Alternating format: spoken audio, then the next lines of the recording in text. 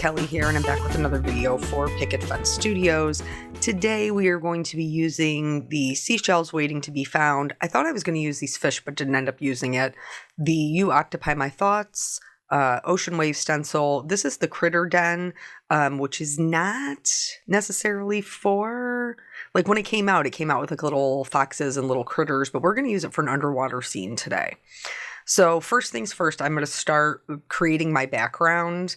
One of the things, if you're not familiar, that Picket Fence has a lot of, it's called paper glaze. And they have some that's like velvet or that's glittery. The one that they came out with kind of most recently is called paper glaze glass. And I really wanted to try that. So that's what we were going to do today. Now, I'm not necessarily what you think of when you think of a traditional mixed media artist, where there's, like a collage style, there's lots going on. I'm definitely more of a clean and simple card maker, but that doesn't mean that I don't like to incorporate other things to make my card more interesting. So if you're a person who's kind of toyed around with whether, these different things that they want to try, but maybe the collage style isn't for you, maybe this type of card will be. I'm a scene person. I like the scene cards. And so I am still going to make a scene, but I'm going to incorporate a little of everything, a little bit of everything in here. So obviously the first medium we're using is ink. I am creating a background here. I did speed this up. I do all of my ink blending twice. So I put down all of my lightest color, which in this case was Salvage Patina, worked out to my darkest color, and then from my darkest back out to my lightest. In addition to doing that, I also like to add some spatters of things, which is not everybody's cup of tea, and that's totally fine. But first, we're going to do the stenciling. So the Ocean Waves stencil is just kind of a full, it's a full stencil of just different waves. I'm not going to use the full stencil because I don't want my card to be too busy. I'm just going to use my two lightest colors, so the Salvage Patina and the Salty Ocean, to get a little bit of that on. And I did this so that there would be some kind of a little bit further down that I was going to go with the paper glaze. And if you're not a person who likes glazes, then you could totally just do this with the stencil, pull it off, and move on to making your card. But so the paper glaze glass is meant to be shiny. It looks wet when it's dry. It does dry very quickly. But because I didn't want it all over my card, I'm going to apply it much thicker at the top and then just kind of skim it down through like the middle of the card, not completely filling in all of those wave shapes.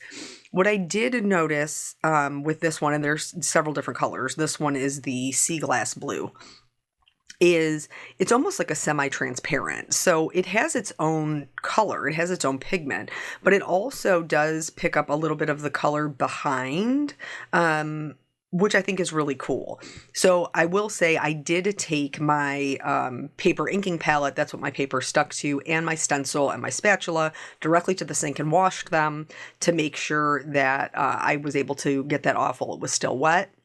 And then once this was dry, I am going in and doing those spatters that I talked about before, first with just clean water because I am using Distress Ink, so it reacts with water. So it'll leave some bleach spots, which will make, the water look more interesting.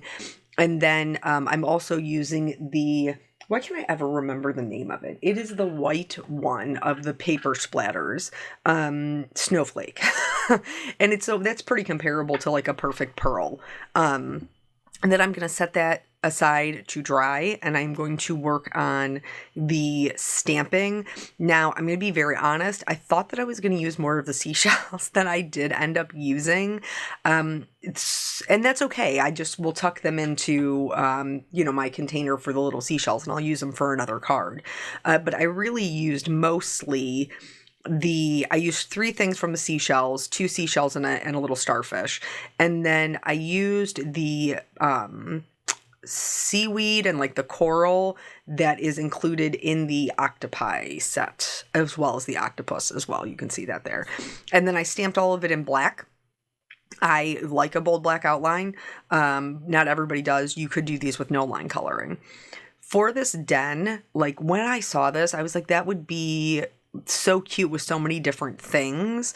And I like scene building. So I like being able to, use things or turn them into different things just by coloring. So that's what I'm going to do with that. This is that seaweed and coral I was telling you about. I did stamp these twice and then went ahead and die cut out that little den. From here, we're going to get right into the coloring. I do want to say if you're like, I love a scene, but I'm not willing to do all the things that you have done, Picket Fence has another stamp set. It's called You Were Mermaid for Me, and it actually has a full, completely built out under the water ocean scene, if that's maybe more what you're interested in.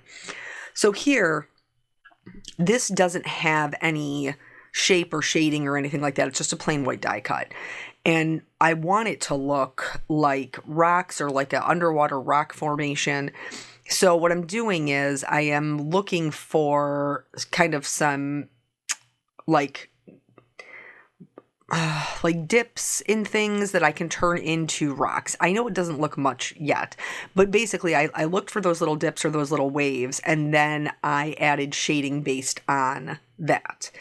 Now you can also, like you'll see down there in the bottom left-hand corner where I just did kind of like a little rounded section, there isn't another rock there, but because I did that rounded section and because of how we will shade it, it will look as if there is another rock. So once I have these, of course, I outlined them first with my lightest color because it's much easier to cover up if you make a mistake. And then once I was happy with where everything was, I started going in with my darkest color and adding some shading. And then from there, we will move to the darker mid-tone, which for me in this case is an E57. In doing this color, I'm also adding a little bit of shading kind of into the rocks, just to give them a little bit more dimension so they don't just look like flat rocks, like they, look like they maybe have some divots or craters or, in them. And we'll just work our way out to the lightest color. The lightest color you're going to want to reserve for like the highest parts of each rock, because your shadows and your highlights is really what gives your whole card dimension. So making sure that we reserve the lightest areas for the part that we want to appear the highest, i.e. the top of the rock, will go a really long way in helping us to create dimension from just this plain white cardstock. So we are finally to the lightest color, much toward the end. We will be also adding some white gel pen highlights on top of those to help with that. But so here we've taken this and just created these rocks basically from nothing just by following the shape of the die. Now, the portion at the top, I did want to look like seaweed, but I added that little brown shadow kind of underneath because I wanted it to look as if the seaweed was growing on top of the rock. With this particular die, there isn't a right or a wrong way to do it. Basically, you're just going to pick different parts of it that you want to be on top. That's what you see me doing here. And whatever little band of seaweed I decided was going to be on top, I just followed it all the way up. So I added, how you decide or how you follow it all the way up is whatever you want to be on top is going to be lightest. So you'll put shadows next to that, kind of like you see me doing right there. So that strand will then be on top of the leaf that is behind it. This is a little easier to see when we're talking about a stamp that has an outline to follow. And so when we get to the coloring of the octopi, I'll point it out again where maybe it's a little bit easier to tell. So that way, if you want to attempt this, it might give you something a little bit more kind of tangible to if you're a visual learner. So once I have my darkest color down, then I've already mapped everything that I need to be able to successfully color the top of it. So I'm just going to go ahead and follow those same shadows that I've already laid down. When I shade something, I put down my darkest color and then I go over that darkest color with my dark mid-tone and just kind of stretch it out just slightly. And that way we work towards the lightest color as everything gets filled in. Again, anything that you've chosen to be on top, you do want to make sure that you have left room for your lightest color, because that highlight is what's going to help it pop forward, and so that this grass doesn't look one-dimensional. Grass, seaweed, you know what I'm saying. Isn't seaweed like underwater grass, really? Probably not. I am not a oceanographer. I probably shouldn't even speak on the topic. But anyway, it looks like grasses, so that's why I said grass. If you know better, if seaweed is not the grass of the sea, leave me a comment. I want to know what it actually is. So now we're working out to that lightest color. This is my light mid-tone, and you're going to see the majority of your mid-tones in your coloring. That's what we see the most of, because your lightest color is your highlight and your darkest color is your shadow. So when you're picking combinations, make sure you really like your mid-tone, because that's what you'll see the most of. Here, this is what I'm talking about with the seaweed. See how one piece sits behind another, and we have to add shadows to that to help the front piece pop forward. That is what I'm doing with the critter den. I just don't have a black outline to help guide me. I just have to kind of follow it up myself. So if you're going to try that, this is the look that we're trying to attain here, where one piece of seaweed is in front of the other. For this other type of like ocean plant seaweed, I did choose a slightly different shade of green, just because I knew that I was going to be tucking these kind of behind the little den that the underwater den that we're going to be creating. And these don't have a lot of real estate, so 3 colors will absolutely be sufficient to color these in. The other one, I only did I think the first 3 colors of the yellow-green combination. I knew that I wanted to do my octopus a really bright color because I have all of this blue and teal in the water. So teal's natural complement on the color wheel is a yellow-orange. So I wanted to incorporate that into the card and into my focal point, so into my octopus. So I decided to do a pink, orange, and yellow octopus. So I am repeating those same colors with other items in my card, such as the coral, and then the yellow we'll get with the starfish. We'll have the yellow in it. So if you're not familiar with blending color families, this is not true of all alcohol markers, but it is true of Copics. You want to look at the last number. So when we're blending color families, you want to look at that very last number. A 2 can blend into a 0 or like a 3-4. A 4 can blend into a 2-3 or a 5-6. You know, each of them are different. You kind of have to play around with it, but traditionally that will be the case. The only exception to that, I think, is the yellows, because the yellows are a little bit more challenging to get dimension with. And in fact, you'll see when we do the little starfish that I don't actually use all yellows for my yellow combination. I use some E's, which is a brown family, and some YRs, which is the orange family. So our little octopus is going to be mostly hot pink, which I think is really great because it kind of pops off of that blue-green that we have in the background. And then I'm just kind of extending this out through the tops of his tentacles.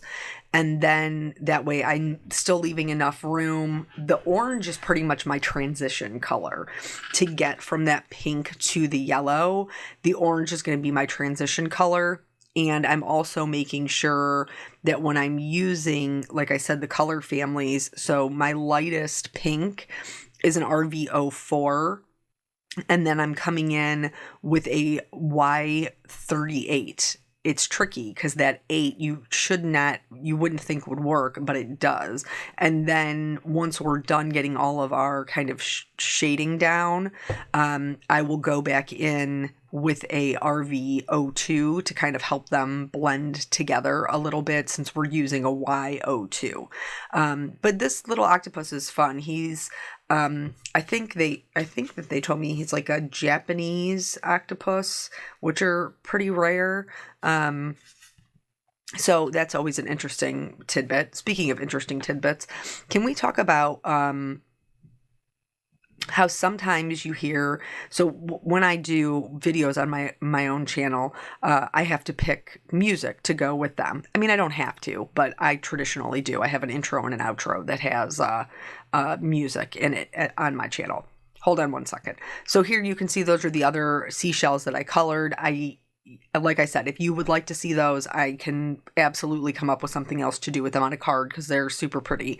But the ones that we're going to use are going to be these two warm gray seashells. So the spiral one I just colored, and then this one up here, this kind of spiral cone.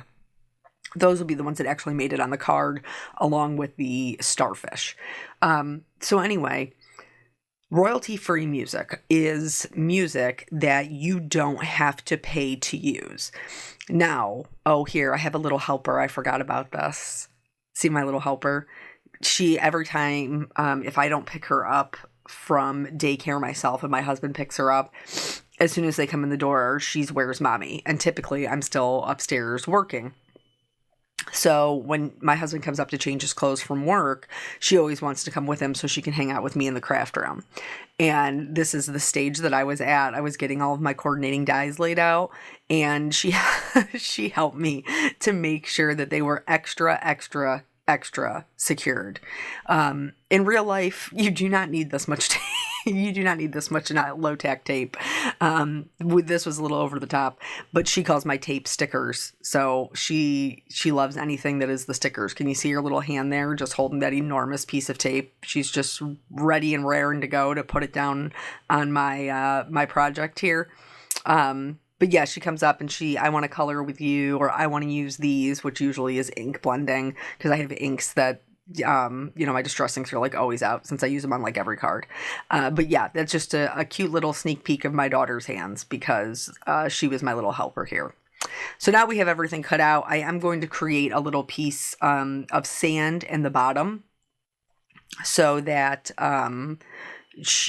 we can, because I didn't leave any room for it. It's all ocean back there, and I need something for my little critter den to sit on. So I am going to do some really quick, simple inking with some brushed corduroy, and then we'll do the same splatters that we did before, so everything is cohesive, and then that way we can start building our card. So anyway, this music. So royalty-free music is music that you don't have to pay for.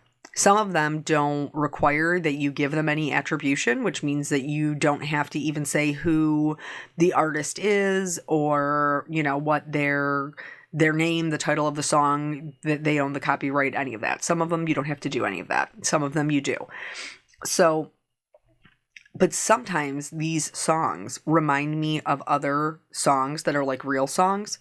Here I just traced my little den so that I could cut like just some little like sand hills to make the background just, a little bit more, just so it wasn't flat across, I guess, for lack of a better term.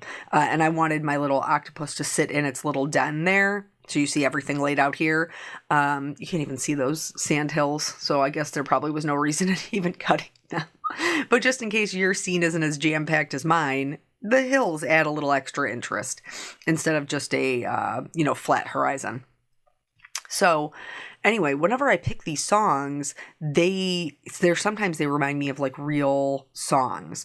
And the one that I picked for this particular one on my channel reminds me of a song by Walk the Moon. You may not be familiar with them. That may not be your cup of tea, but they had a huge hit, like, I don't know, 5-7 years ago with Shut Up and Dance With Me. That was the name of it.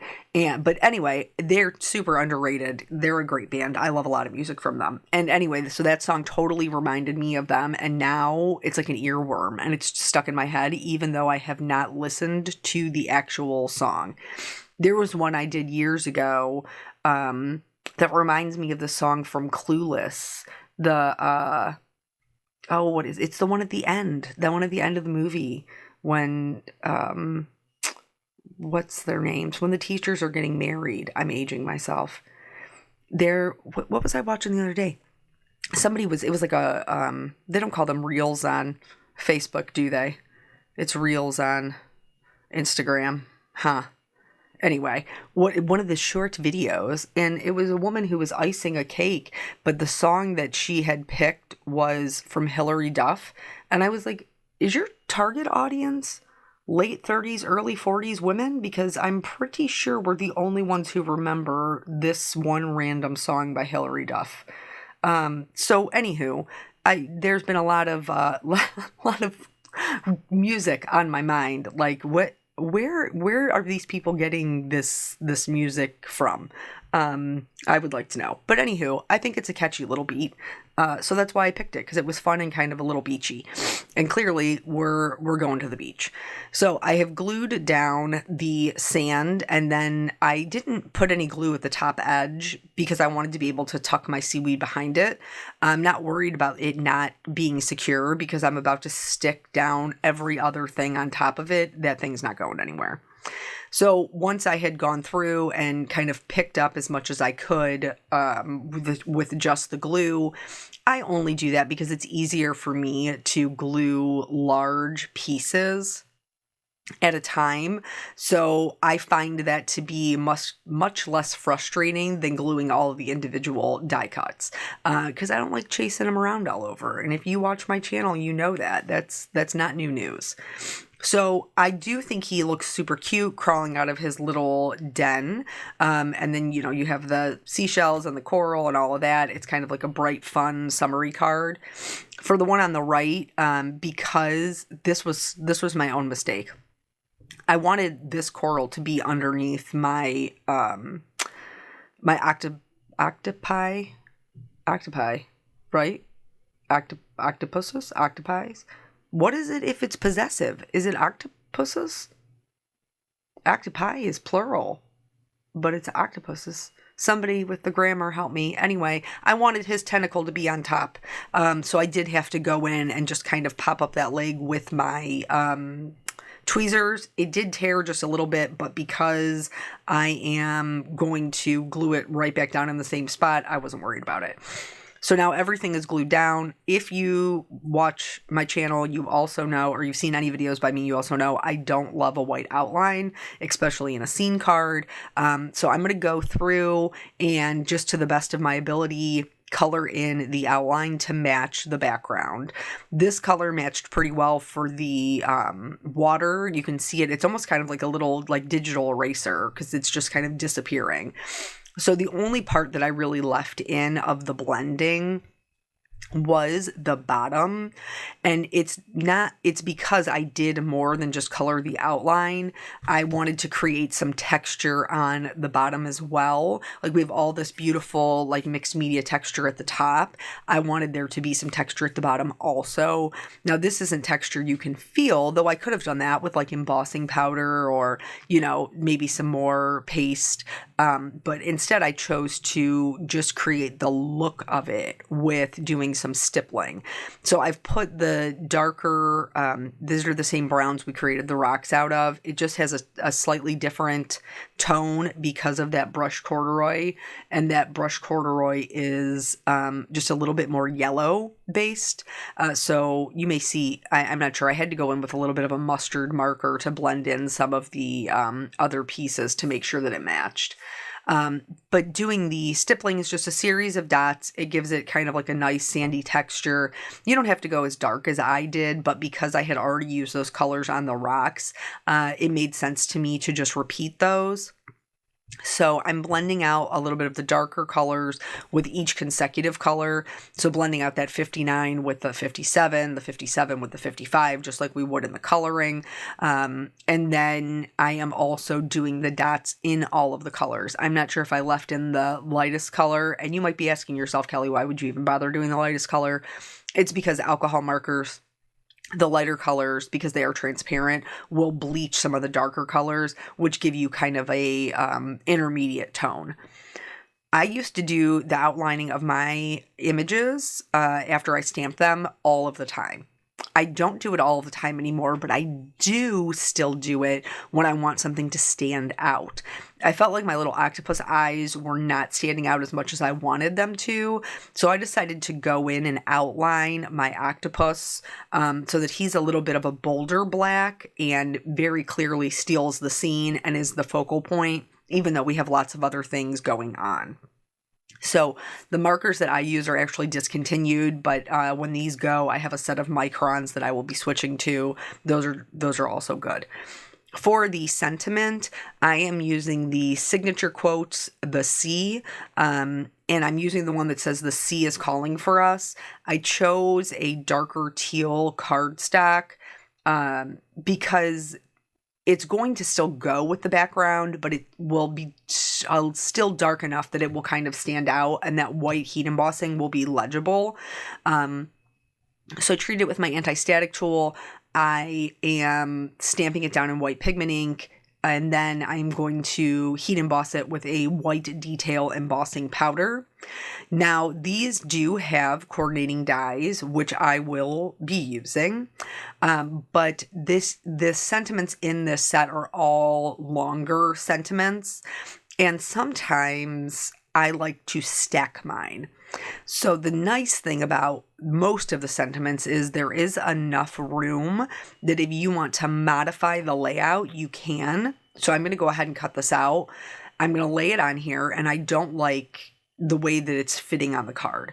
So right in between is and calling, I'm actually going to I'm going to round the edge around the S on is, and then I'm going to round the other edge around the C on calling, which will give me two different die cuts that still look like it's intentional. So I don't have just like a harsh edge on where I cut them apart. I'm going to go ahead and glue these down, kind of stacked on each other in the left-hand corner. This is going to give us just a little bit of balance because my den is a little bit farther to the right. So I'm going to put my sentiment kind of up and to the left. And then I added some clear shimmer to my octopus, to the seashells, the coral, and then a little bit in like the grasses. And then here's those white highlights that I was talking about.